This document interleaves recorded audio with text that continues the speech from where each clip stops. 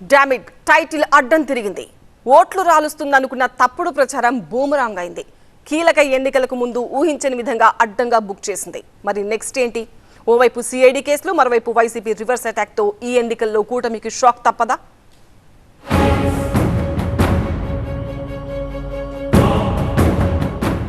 Land titling పై టీడీపీకి షాకులు, తప్పుడు ప్రచారంపై EC చర్యలు, చంద్రబాబు లోకేష్ పై సిఐడి కేసులు, కూటమికి వైసీపీ కిర్రాక్ కౌంటర్లు.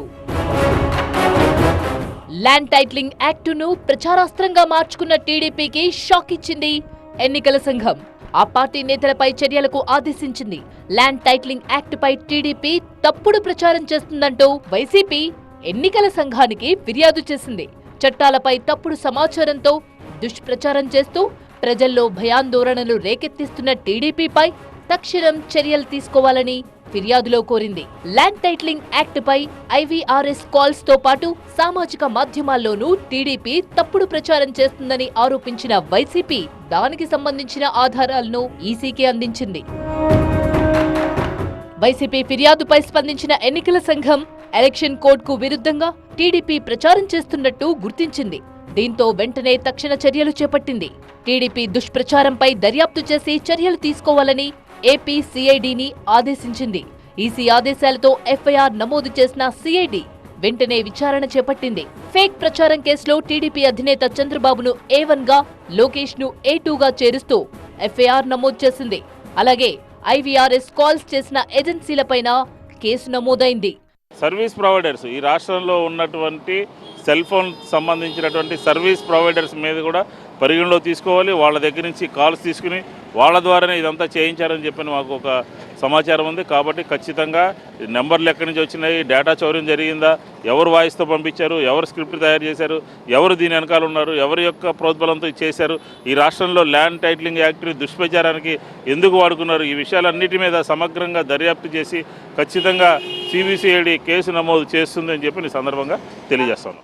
ల్యాండ్ టైటిలింగ్ యాక్ట్ రూల్సే ఇంకా ఫ్రేమ్ కాలేదన్నారు మంత్రి చెల్లుబోయిన.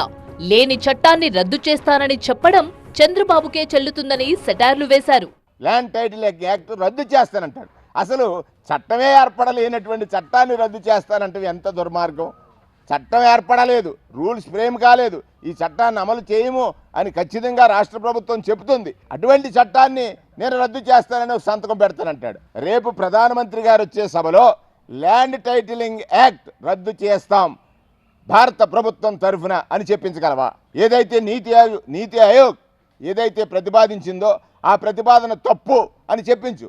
ఇక్కడ జరిగినట్టు చెప్పేటువంటి ఒక ప్రయత్నం జరుగుతోంది. వైసీపీ ప్రభుత్వం మళ్లీ అధికారంలోకొస్తే పేదల భూములకు రక్షణ ఉండదని ఆరోపిస్తున్న విపక్షాలు ఎన్నికల నేపథ్యంలో ప్రత్యేక యాడ్లను కూడా షూట్ చేసి రిలీజ్ చేశాయి. ల్యాండ్ టైటిలింగ్ యాక్ట్ పై సోషల్ మీడియాలో కూడా పెద్ద ఎత్తున తప్పుడు ప్రచారం జరుగుతోంది. దీంతో ఈ చట్టంపై వాస్తవాలను ప్రజల ముందుంచే ప్రయత్నం చేస్తోంది ప్రభుత్వం. తాజాగా ఈ వ్యవహారంపై స్పందించిన సీఎం వైఎస్ జగన్ విపక్షాలకు అదిరిపోయే కౌంటర్ ఇచ్చారు. భూమి మీద సంపూర్ణ హక్కులను రైతులకు కల్పించడమే ల్యాండ్ టైటిలింగ్ యాక్ట్ అని స్పష్టం చేశారు సీఎం జగన్. చంద్రబాబు ముందు ఈ విషయం తెలుసుకోవాలని సెటైర్లు వేశారు. ఈ మధ్యకాలంలోనే ఇంకొక అబద్ధాన్ని కూడా ప్రచారం చేస్తూ ఉన్నారు. ల్యాండ్ టైటిలింగ్ యాక్ట్ మీద ప్రచారం చేస్తూ ఉన్నారు. మీ అందరికీ కూడా ఐవీఆర్ఎస్ ద్వారా ఫోన్లు కూడా చేసి మీ భూములన్నీ జగన్ లాక్కుంటాడు అని చెప్పి ప్రచారం చేస్తూ ఉన్నాడు. నేను అడుగుతా ఉన్నా, ఇంత దిక్కుబాలిన రాజకీయాలు చేస్తూ ఉన్న ఈ చంద్రబాబు నువ్వు అసలు మనిషివేనా అని అడుగుతా ఉన్నాడు మీ బిడ్డ. ఈ సందర్భంగా మీ బిడ్డ భూములు ఇచ్చేవాడే కానీ భూములు లాక్కునేవాడు కాదు మీ బిడ్డ.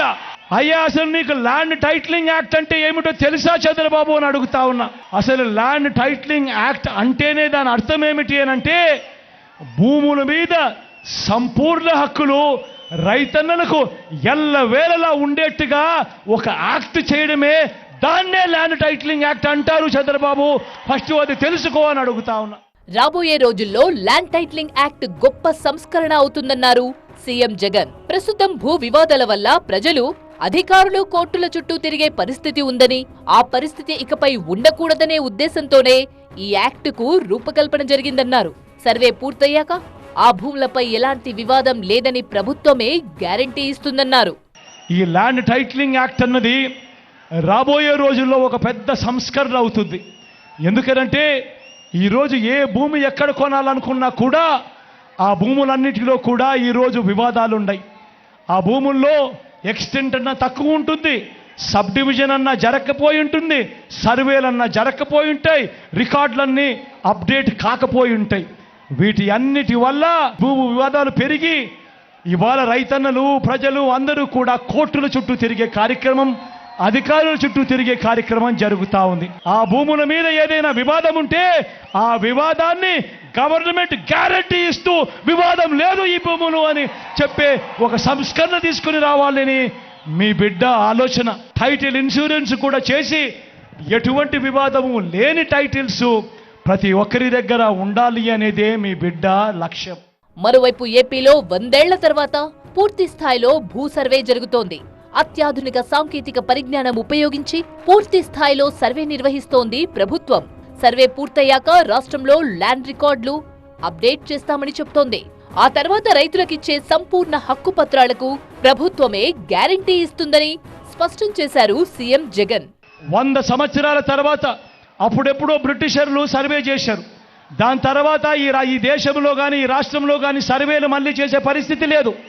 ఈరోజు మొట్టమొదటిసారిగా మీ బిడ్డ గ్రామ సచివాలయాలు తీసుకొని వచ్చి అందులో ఏకంగా 15,000 సర్వేయర్లను కూడా అందులో పెట్టి ఈరోజు మీ బిడ్డ 100 సంవత్సరాల క్రిందట జరిగిన సర్వేను మళ్ళీ మీ బిడ్డ ప్రతి ఎకరాను కూడా సర్వే చేయిస్తూ ఉన్నాడు. రైతుల కోసం సర్వే చేయించడమే కాకుండా వాటికి సంబంధించిన సరిహద్దు రాళ్లను పెట్టిస్తూ ఉన్నాడు, రికార్డులన్నీ అప్డేట్ చేయిస్తూ ఉన్నాడు, సబ్ డివిజన్ చేయిస్తూ ఉన్నాడు. చేసి ఆ రైతన్నలకే హక్కు పత్రాలను ఎక్కడికి పోకుండా పదిలంగా రైతన్నలకు అందేట్టుగా చేస్తా ఉన్నాడు మీ బిడ్డ. కేంద్ర ప్రభుత్వం తీసుకొచ్చిన ల్యాండ్ టైటిలింగ్ యాక్ట్ ఇంకా ఏ రాష్ట్రంలోనూ అమల్లోకి రాలేదు. అమలుకు అవసరమైన నిబంధనలు, మార్గదర్శకాలే ఇంకా జారీ చేయలేదు. ఈలోపే కొన్ని పార్టీలు తమ స్వార్థ రాజకీయ ప్రయోజనాల కోసం తప్పుడు ప్రచారం చేస్తున్నాయి. తాజాగా ఈ అంశంపై ఈసీ స్పందించడంతో పాటు చర్యలకు కూడా ఆదేశించడంతో ఈ తప్పుడు ప్రచారానికి అడ్డుకట్ట పడ్డట్టేనని భావిస్తోంది ప్రభుత్వం.